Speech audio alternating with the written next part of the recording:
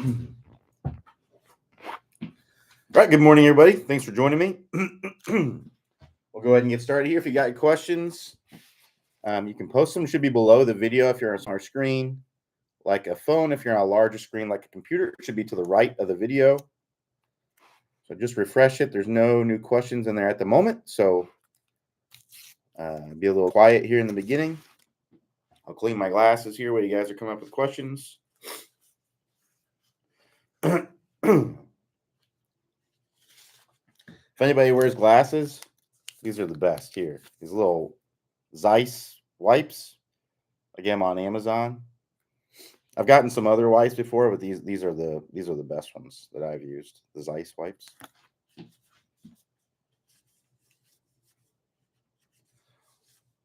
Not an ad, just sharing.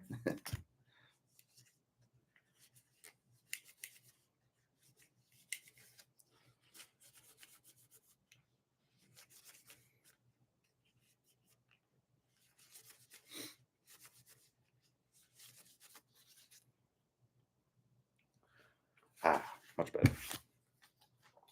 A little bit smudgy.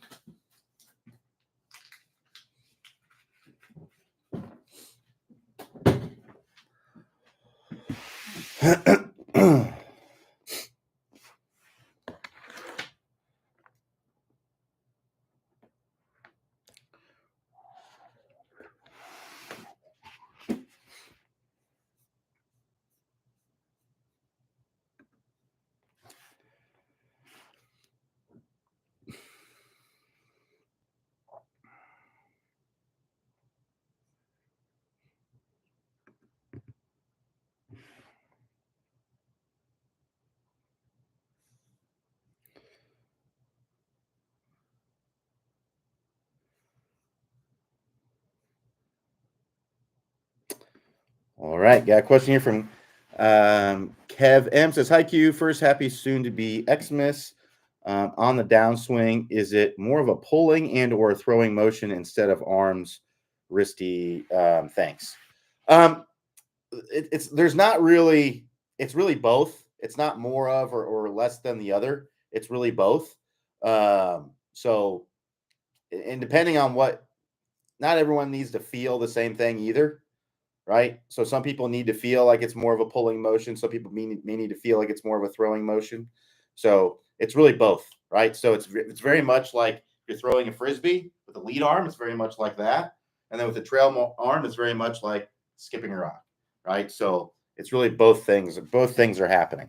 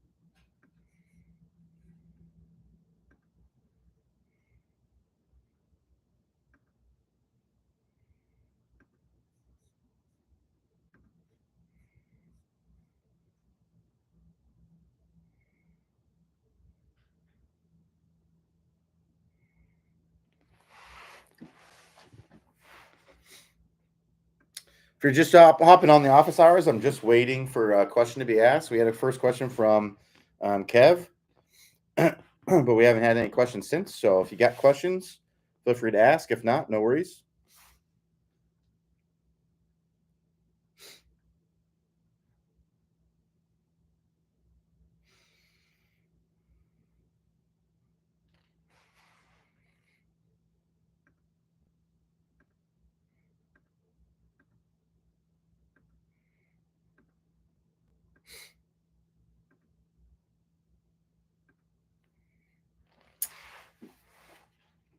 So MJ says shoulder positions past the impact, how to keep rotation moving. So basically, we just keep extending our hips up and through, and let the momentum of the club kind of bring everything around, right? So we're here. So the way we start the rotation, right, is we're going to start the rotation of the downswing by flexing the hips, right? So we're going to flex the hips, flex the knees. That gets everything back to square.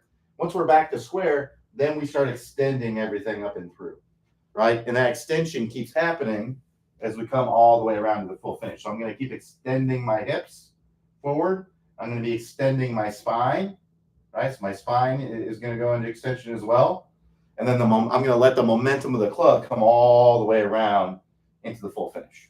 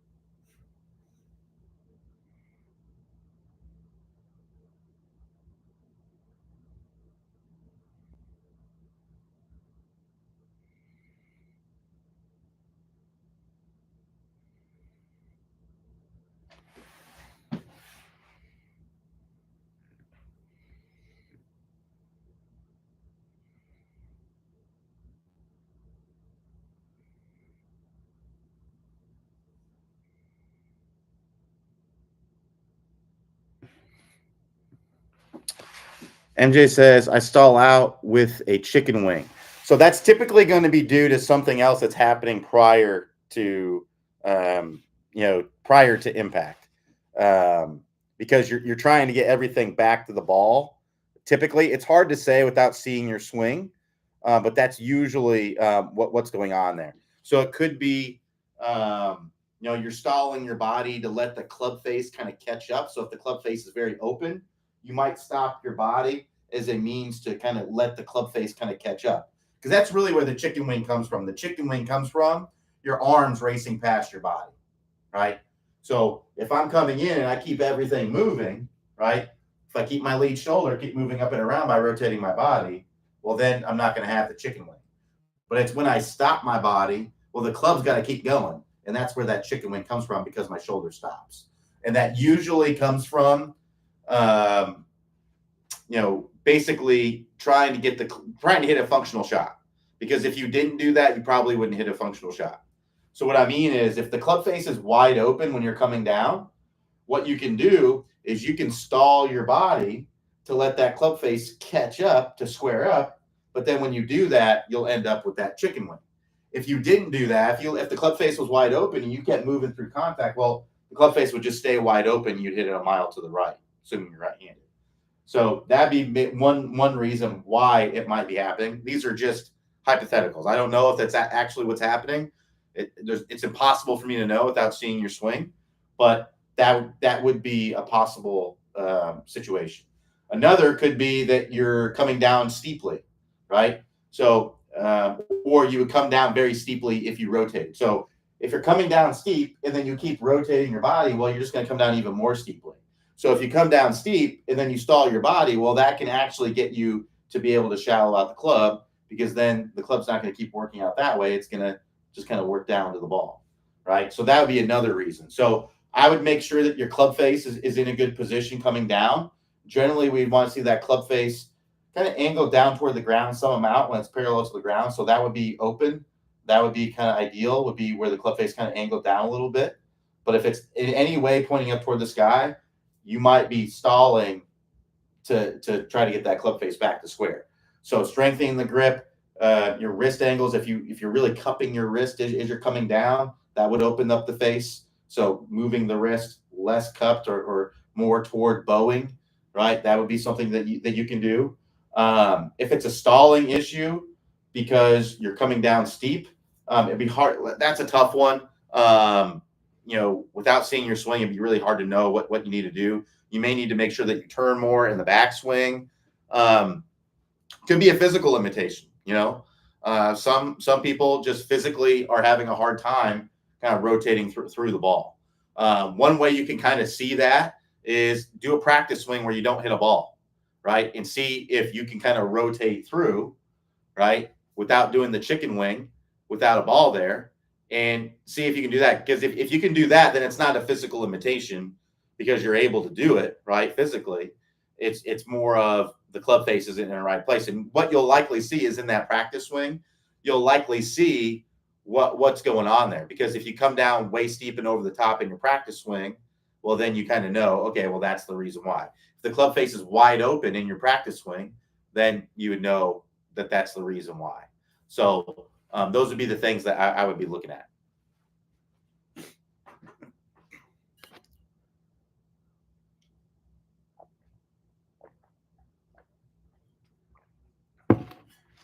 And if you'd like me to be able to look at your swing and tell you exactly what's going on, I do offer online lessons. So if you're interested, you can click the link above the video and you can send a video of your swing. Very, very easy to do. We use an easy app that's called OnForm. The cool part is as well is that it's a paid app, but it's free if you do the online lessons with us. And simply just video your swing with the app and then send it to the instructor, and then we can tell you exactly what's going on.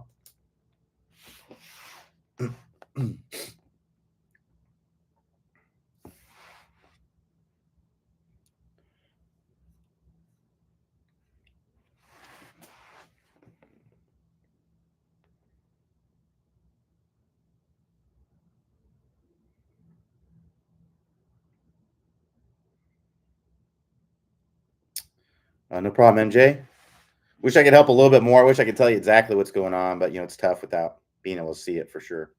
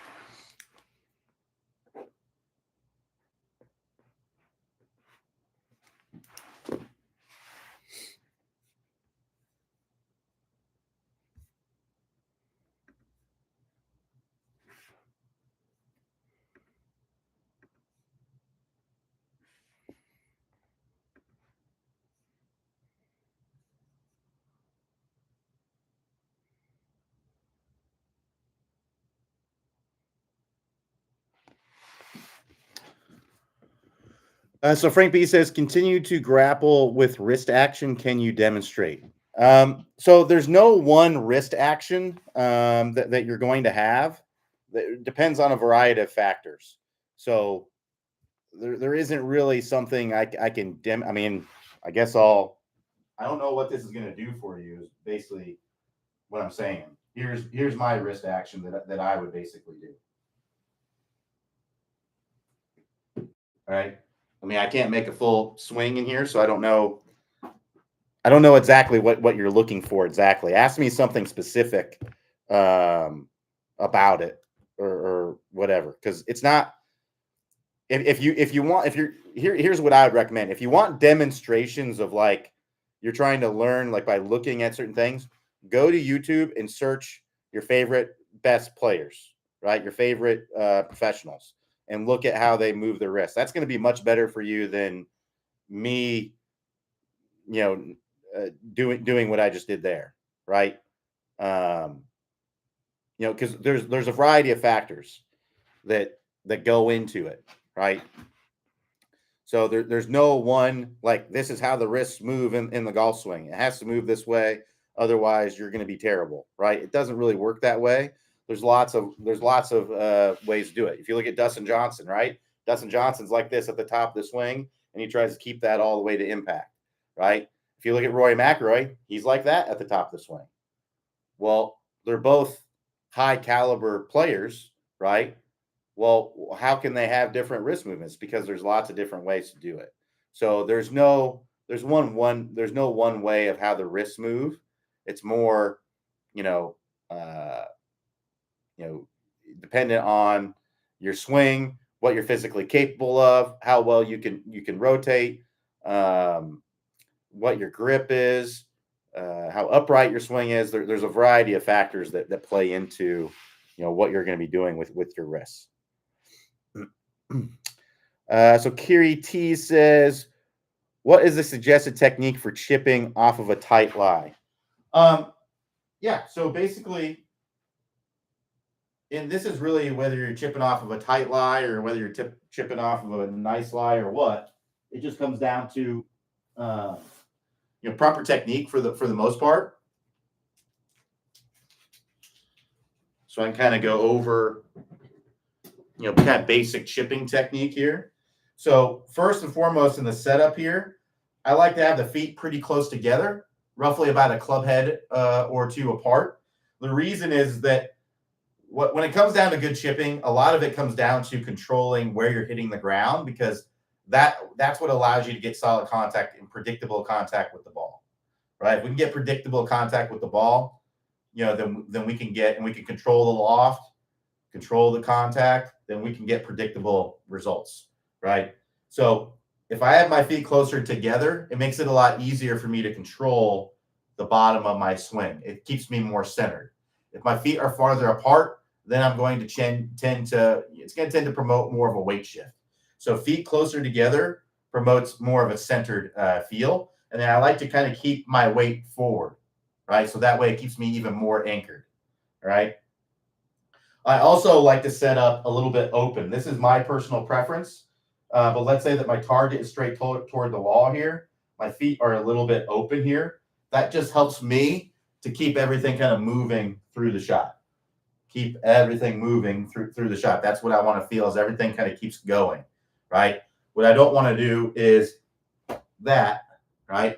I want to keep everything moving through the shot, right? So having the feet a little bit open helps me to do that. If you're someone who already struggles with coming down over the top and steep, it may not be a good move for you to do that, because that's just going to make that worse, right? So if you're someone who struggles with that, then I wouldn't recommend necessarily doing that. And then also off of a tight lie, one thing that can make it a little bit easier is to stand a little bit closer to it and have the toe down a little bit. The reason is that it makes it a little bit easier to get this underneath the golf ball as opposed to all of it. If we just have to get this underneath the golf ball, it's less likely to dig, and we can kind of get underneath the ball and get some cleaner contact. So when you do that, you'll play the ball a little bit off the toe as well. Right? So I'll choke up on the club. I'll stand a little bit closer to it. Weight a little bit forward, right? And then the next piece, as far as the movement is concerned, so that's all in the setup there, right? So as far as the movement is concerned, I don't like to see a lot of wrist movement. I don't like to see a lot of hinge up. I like to keep it fairly wide, right? A little bit of hinge up is fine, but I would only typically use a lot of hinge is if I'm trying to hit down on the ball a lot. Like I'm really trying to get down on it. I'm not trying to necessarily hit down on it so much. You're going to hit down on it, right? But what I'm talking about is like if you're in deep rough and you're trying to just kind of drop the club behind the ball. So if I was in really deep rough, I played the ball back in my stance, and I would use a high lofted club. And if I didn't have a lot of access to the back of the ball, I would really try to drop this back behind the ball and try to pop the ball out, right? Just to try to get it on the green, maybe give myself a putt. But you're talking like this is a tight lie, right? So the motion is going to be more like that. So you can see a little bit of wrist hinge, not a lot. I'm just letting my hands be nice and soft. I'm keeping my weight forward, and I'm coming through. And if you do that, you're going to get a nice clicky feel off of there, right? So the motion would kind of look like this. You can see how everything kind of kept moving as I was going through contact. But a lot of that is done by the setup. I think that a lot of people just set up poorly with the chips, and that's a lot of times what leads to the issues. So if we set up, feet close together, ball about in the middle of my stance, maybe a little bit back of the middle, weight forward, stand a little bit close to it to get the toe down. And then I just feel like I'm just swinging the club back and through. I'm not doing a lot of wrist hinge. I'm just turning my chest back and through. And I'm keeping everything moving. I'm not flipping my wrist. I'm letting the loft. That's the other bad thing that I see with chipping is I see a lot of people, they try to help the ball up in the air. Don't help the ball up in the air. Use the loft of the club. That's why we use high lofted clubs. The loft gets the ball up in the air. You don't need to help it. Try to scoop it to help it. Make sure we want to get the hands in front in order to make good contact, right? Because especially off a tight lie, because if I go to the scoop, if I kind of go like this, then what's going to happen is I'm either going to hit the ground too soon and my club's going to either dig into the ground, I'm going to chunk it, or it may bounce off the ground and I may scold it, right? That might be what happens. Or I might miss the ground and I'll scold it, right? So I need to have my hands forward at contact. I'm using the loft of the club, and that's going to allow me to get that leading edge more underneath the ball, right? So going a little bit toe down, making sure that our hands are in front at impact. If you struggle with that, what you can do is a simple stick drill. So take an alignment stick, put half of it down the shaft, half of it out the butt end, and just practice hitting chips like that. And you don't let the stick touch you, right? And learn to kind of use your chest to swing the club, right? So you can see I'm still taking the same setup and everything. Toe down a little bit. I'm standing closer to it. I'm toe down. I'm just going to turn my chest back and through. I'm not going to let the stick touch me as I come through, and I get nice, clean contact there. And when you go practice, try to give yourself just the worst lies. That's one way that I figured out, or that I learned how to chip really well, at a time, was when I practiced, I never gave myself an easy lie. When I see people practice their chipping, a lot of times I see them, they'll move it around, they'll get it on top of the grass, and they'll give themselves like a perfect lie. Now, if you play rules where that's what you do, right? I grew up in a small town. We had a 9-hole course. It wasn't the best conditioned course. So, we played where you were allowed to kind of roll the ball to give yourself a preferred lie, because there just wasn't a lot of good lies on the golf course. If you play rules like that, that's totally fine, right? And if that's what you do, and that's how you practice, that's totally fine. Nothing wrong with that. But if you're in a situation where you're playing it down most of the time when you practice, you got to give yourself terrible lies. Hit out of divots. Hit out of bare lies. because really a tight lie, depending on the tight lie. So if it's a tight lie that's dry and firm, that's actually one of the easiest lies that you can hit off of, because it's going to be very predictable and you can get a lot of spin with it, right? Now, if it's a tight lie where it's wet, that's very difficult. That can be very difficult because the club really wants to dig and you don't have a lot of margin for error. That can be very difficult. So that's where you got to definitely want to use toe down and, make sure you're getting the leading edge underneath the ball and stuff like that. But try to give yourselves lies like that when you're practicing, because that's just going to make you a lot better. If you can learn how to hit out of those, through experience and practice, that's just going to make you a lot better for sure.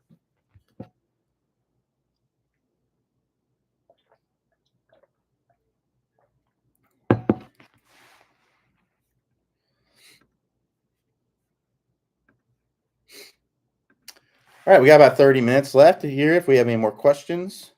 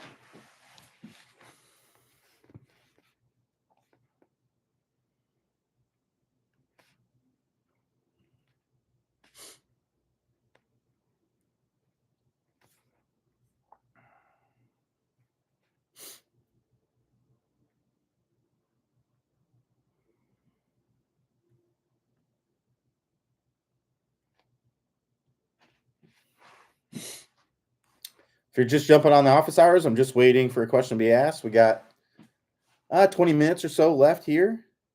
We got any more questions? If not, no big deal at all.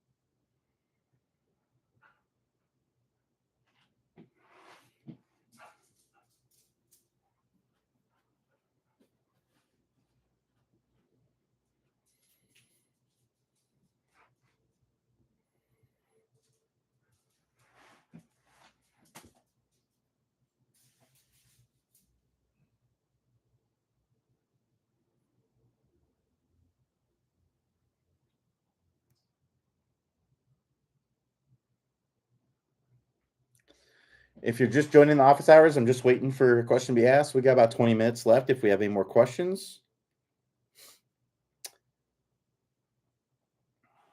I'm just answering emails and stuff if you guys are while you guys are coming with questions.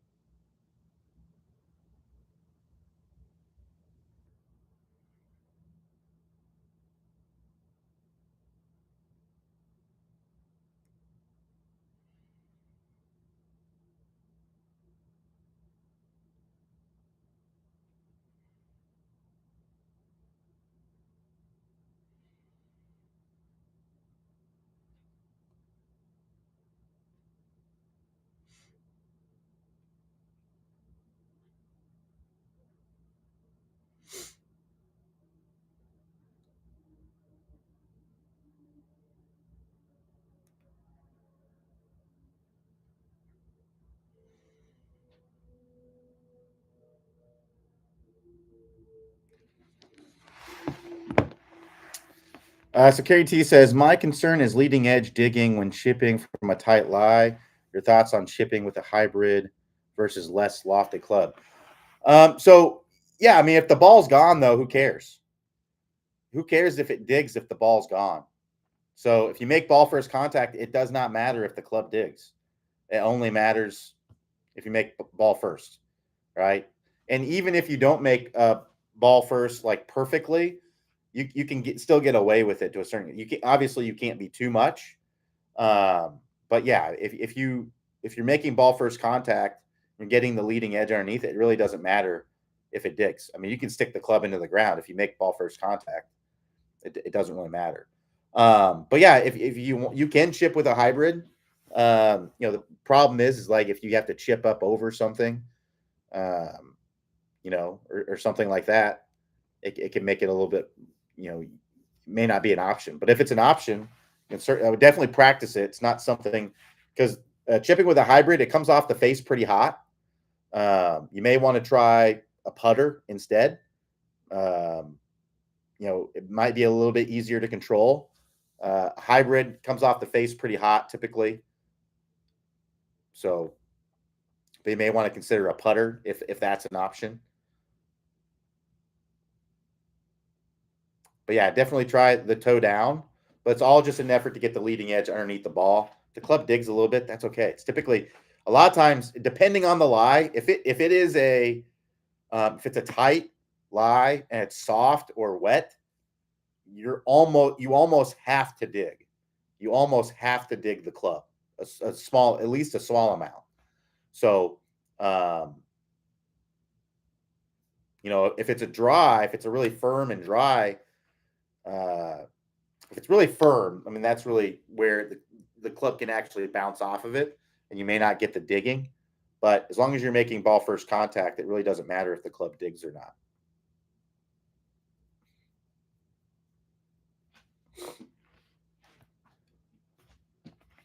And like I said, you don't necessarily have to make perfect ball first contact, but you have to be pretty close.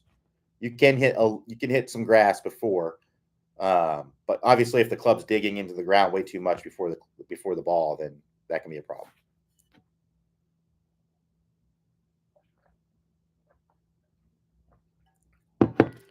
I mean, if you're chipping like into the grain too, it's almost guaranteed. Like if you're on Bermuda and you're chipping into the grain, I mean, it's almost impossible not to. I mean, you can make a putter dig if you hit the ground. If you hit the ground, the putter might dig. So or a hybrid. So yeah, I mean, sometimes it's inevitable that the club's going to dig. A lot of it just depends on the lie.